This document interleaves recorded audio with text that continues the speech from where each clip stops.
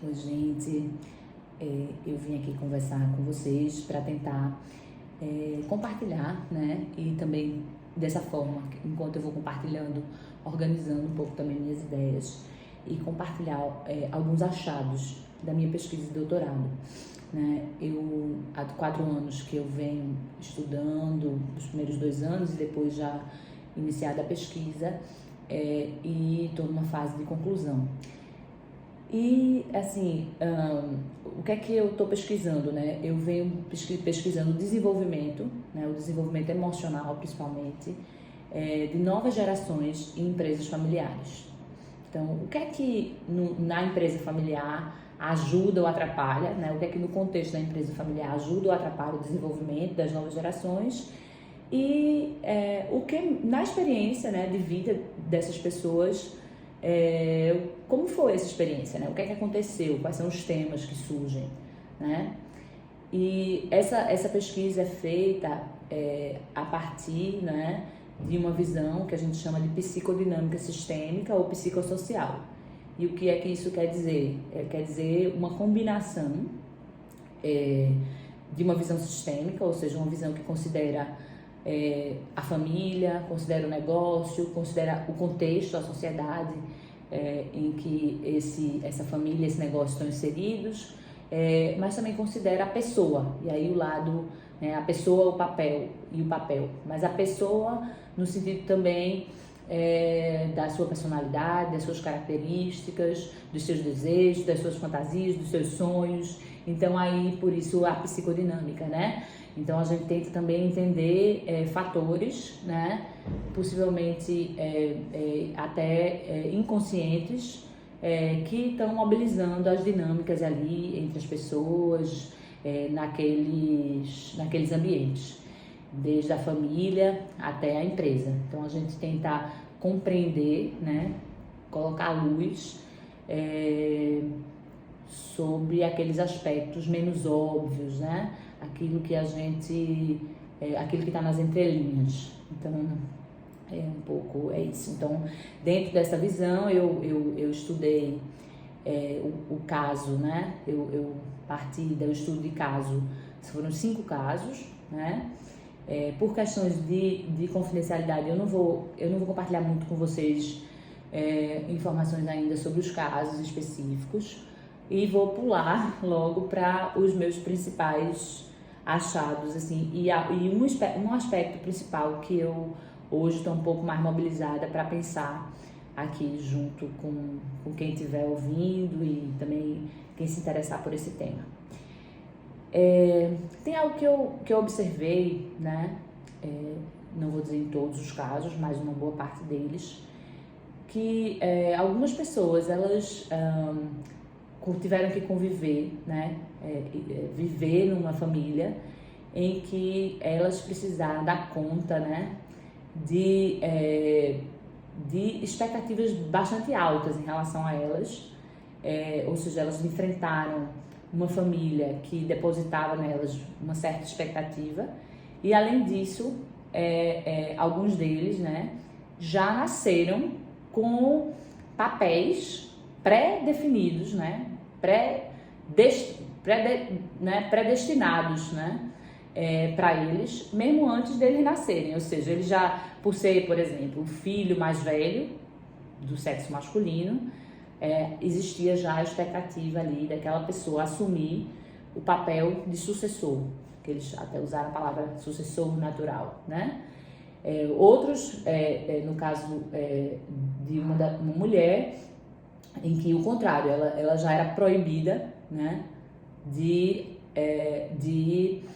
trabalhar no negócio. Ou seja, os papéis eram pré-definidos, né, pré-determinados, independentemente das características pessoais, das vontades, dos desejos, né, das aptidões, né. As pessoas vêm ao mundo, né, essas pessoas com uma série de deveres a cumprir, de regras a serem colocados, valores bastante rígidos, E aí isso me interessou, assim, né? Que tipo de consequência, né? Esse ambiente de regras muito rígidas, de papéis pré-determinados e predestinados, né? É, que não levam em consideração, como eu falei, a vontade pessoal, o desejo pessoal, as características pessoais, né?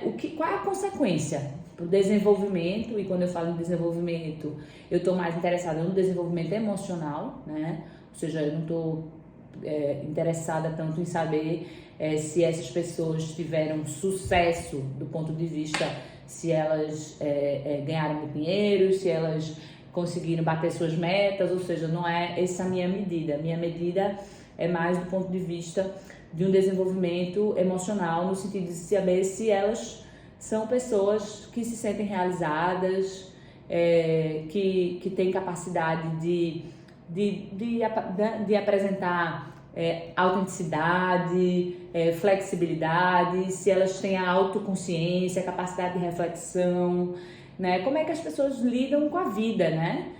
Se elas têm um sentimento de ter feito escolhas e de fazer escolhas, né? Mesmo, obviamente, diante de situações na vida em que nem sempre a gente é capaz de fazer, é possível, né, fazer escolhas, mas como é que a gente lida com os eventos da vida, né? Então, esse olhar mais que nesse ambiente do negócio as pessoas gostam de usar o termo dos soft skills, mas é mais do que isso, né? É olhar realmente para o mundo interno dessas pessoas e como é que elas se desenvolveram, como é que elas desenvolveram o seu self. Então, hoje foi interessante porque eu venho escrevendo e essa semana acho que consegui chegar pelo menos num rascunho aí final de um capítulo importante, que é esse dos achados. E aí eu me deparei hoje de manhã, quando eu saí de casa, com um bougainville na minha casa, que eu venho esperando, né, já há 2 anos, que ele encontre o caminho de subir em cima do telhado.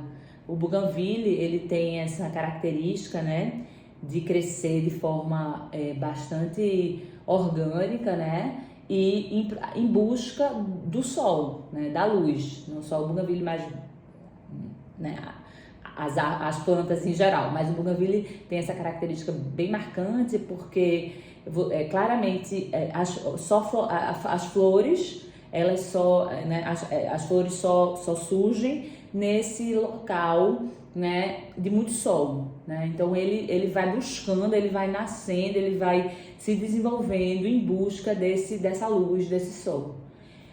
E aí eu estava feliz com o meu bougainville, que ele finalmente subiu na casa e aparentemente vai ter ali um terreno fértil para se desenvolver. E aí vou continuando e olho, né, na minha rua esses bougainvilles completamente podados em forma de bola. E aí aquilo, assim, primeiro eu já me irrito profundamente com a árvore em forma de bola.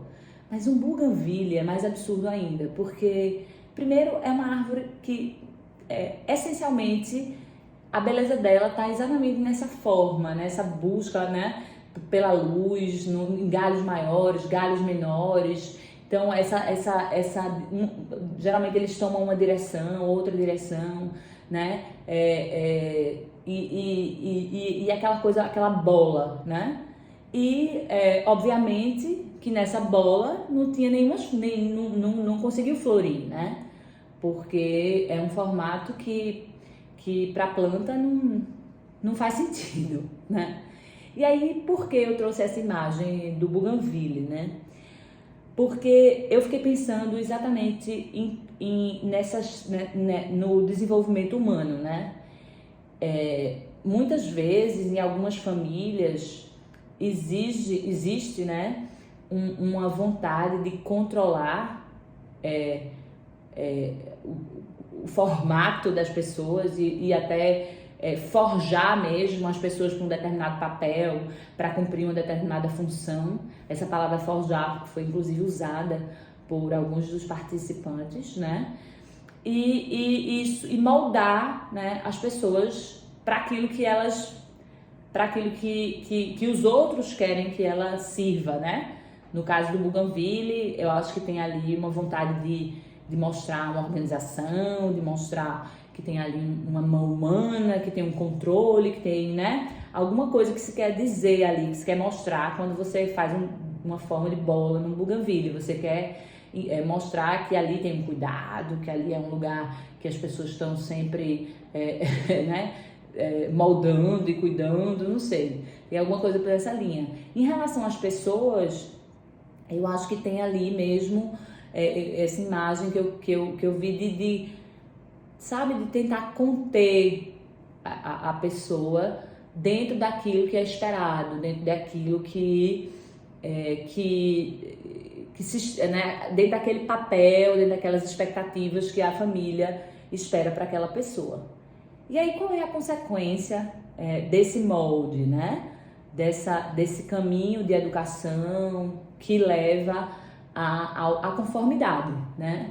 Ou seja, eu espero de você uma determinada coisa, eu projeto em você né, uma série de expectativas e aquilo gera uma pressão tão grande que a maioria das pessoas, né, nessas condições tem pouca força para não se moldar, para não conformar, né, não se conformar ali dentro daquele molde.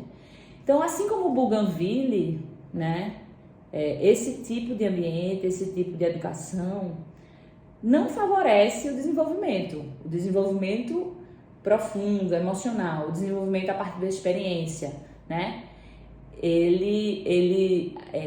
Inclusive, uma das coisas que me veio à cabeça a partir dessa experiência é que ele retira, e aí voltando para o Bougainville, a sua principal capacidade, que é encontrar o caminho do sol, se desenvolver, encontrar o caminho do sol e florescer, né?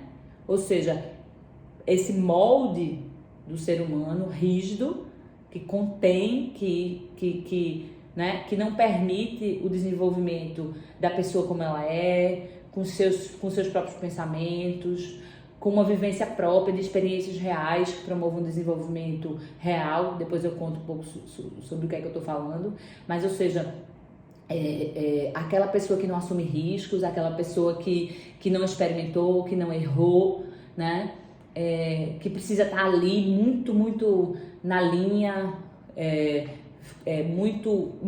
com muito medo de frustrar a família, de errar, né? Muito medo do fracasso, né? De fracassar, de não ser aceito. Ela perde a sua capacidade principal, que é de florescer, né? De se desenvolver, de ir para um lado, de ir para o outro, assim como o Bougainville. Então, essa imagem para mim foi uma imagem que eu vou tentar traduzir em palavras, né? Conectar também alguns conceitos. E um conceito que para mim tem sido importante é pensar num conceito de um psicanalista chamado Bion, que é bem relevante dentro do ambiente em que eu estou fazendo meu doutorado, que é o Tavistock. E ele